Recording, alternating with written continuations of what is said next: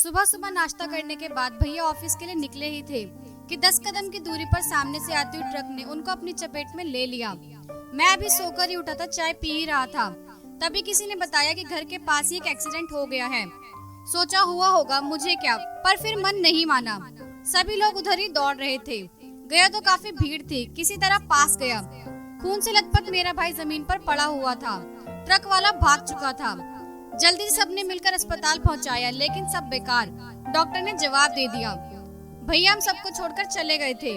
रोती पीटती अम्मा और बाबूजी साथ में भाभी को लेकर पहुंचे। फिर जरूरी कार्रवाई करके उनको घर लाया गया। अम्मा तो पछाड़ खाकर रो पीट रही थी। बाबूजी धोती के किनारे अपने आंसू पोंछ रहे थे। जिसका जवान बेटा चला गया हो, उस माता पिता के दुख का कोई अंत नहीं था। और भाभी, वो तो एकदम गुमसुम सी हो गई थी, पत्थर की मूर्ति बन गई थी वह। मैं भी कुछ समझ नहीं पा रहा था, अब क्या होगा, कैसे होगा। माँ बाप के लिए तो मैं एक बेटा था ही, पर भाभी का क्या होगा। घर की हंसी खुशी खत्म हो गई थी। अम्मा के रोने से ही दिन की शुरुआत होती। मैं अपनी भाभी के लिए बहुत दुखी था। इतनी कम उम्र, कैसे कटेगी जिंदगी, कौन सहारा देगा उन्हें। मेरी भी शादी हो जाएगी, अम्मा बाबूजी भी नहीं रहेंगे। तब मैं अपने मन में कुछ निश्चय करता, फिर मेरी सोच धाराशायी हो जाती। भाभी मानेगी मेरी बात। 6 महीने पहले ही तो भैया की शादी हुई थी। खूब धूमधाम से बारात सजी थी। मैं भी तो कितने उत्साह से गया था, भाभी को विदा कराकर ले आया था। उनके गोरे उजले मुखड़े पर मांग में भरी सिंदूर की लाली गजब ढा रही थी। बहुत सुंदर लग रही थी भाभी, थी भी बहुत सुंदर। अम्मा तो बलैया लेती ना थकती, इतनी सुंदर बहू पाकर। लेकिन होनी को कौन टाल सकता है। देखते देखते हमारा परिवार उजाड़ हो गया। अम्मा तो होश में ही नहीं रहती। जब तक भाभी को देखती तो उनका गुस्सा आसमान छूने लगता और भाभी को गालियां बकने लगती। इसी के भाग्य से मेरा बेटा चला गया। जैसे तैसे हमारा दिन बीत रहा था। अम्मा जितना उनको कोसती, मुझे उनसे सहानुभूति होती। बेचारी का क्या कसूर था। धीरे धीरे घर की दिनचर्या सामान्य होने लगी। भाभी सुबह उठती, चाय नाश्ता सबके लिए बनाती, बाबूजी के लिए पूजा की तैयारी करती, फिर मेरे लिए गरम गरम चाय लेकर आती, टेबल पर रखती और बिना कुछ बोले चली जाती। मुझे लगता है किसी से कुछ बोलती क्यों नहीं। मेरी नई नई नौकरी लग गई तो मैं भी ठीक 9 बजे निकल जाता काम के लिए।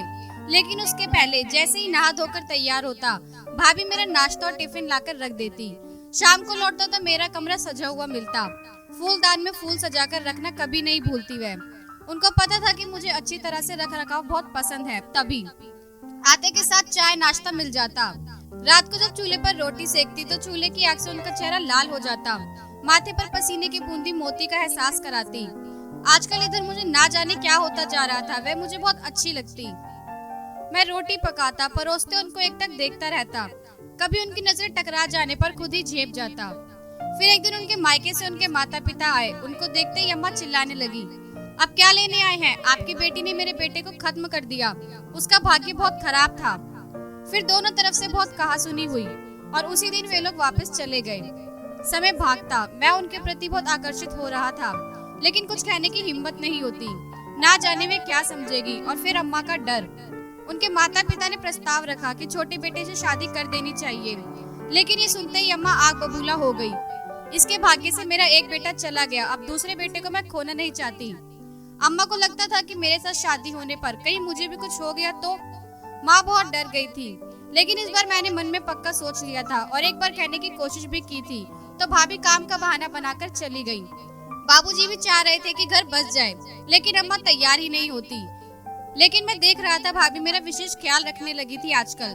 समय पर मेरा नाश्ता खाना तैयार करती, मेरे कपड़े प्रेस कर देती, बिस्तर की चादर बदल देती।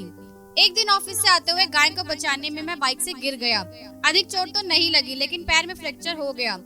डॉक्टर ने पट्टी लगा दी और बेड रेस्ट के लिए लिख दिया, कम से कम 15 दिन के लिए। अब मैं बेड पर पड़ा हुआ उन्हें दौड़ भाग करते हुए देखता रहता। वह भी बहुत सेवा में लगी रहती, मुझे अच्छा लगता। 15 दिन के बाद मेरी पट्टी खुल गई। भाभी ने सहारा देकर चलने में मदद किया। मुझे तो अच्छा लगता ही था। मैं मन ही मन उनसे प्रेम करने लगा था।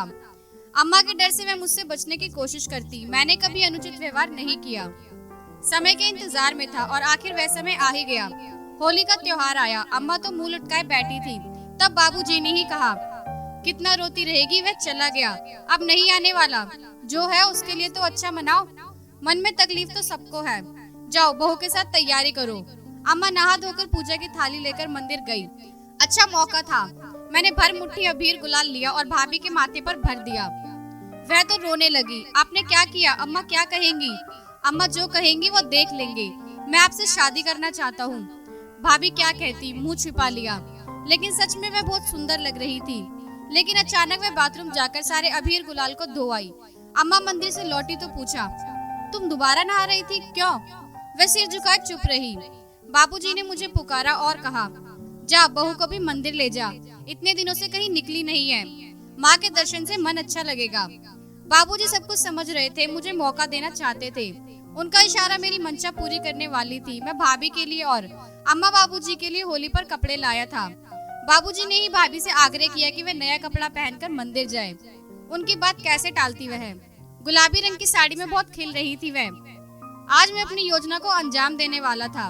रास्ते में सिंदूर की पुड़िया और 2 फूलों का हार खरीद लिया, साथ में प्रसाद के लिए मिठाई का पैकेट।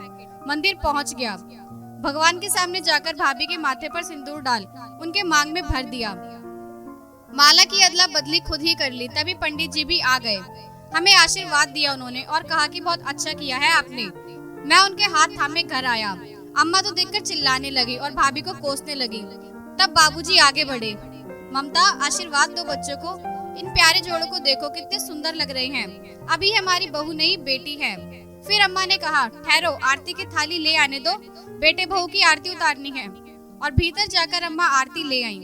हमारी आरती हुई और अम्मा ने मेरी पत्नी की मांग में खूब सारा सिंदूर भर दिया, आशीर्वाद दिया और कहा, अब तुम भाभी नहीं पत्नी हो इसकी जिम्मेदारी तुम्हारे ऊपर है। हमें तो अब तीर्थ यात्रा पर जाने का मन हो आया है। हम दोनों ने अम्मा के पैर छूकर आशीर्वाद मांगा। फिर अम्मा ने हमें कलेजे से लगा लिया। बाबूजी दूर खड़े मुस्कुरा रहे थे। अम्मा का हृदय परिवर्तन करने में बाबूजी का ही हाथ था। ये सिर्फ मैं ही जानता था। एक नई दुनिया, एक नई दुल्हन हमारे साथ, हमारे पास आ गई थी।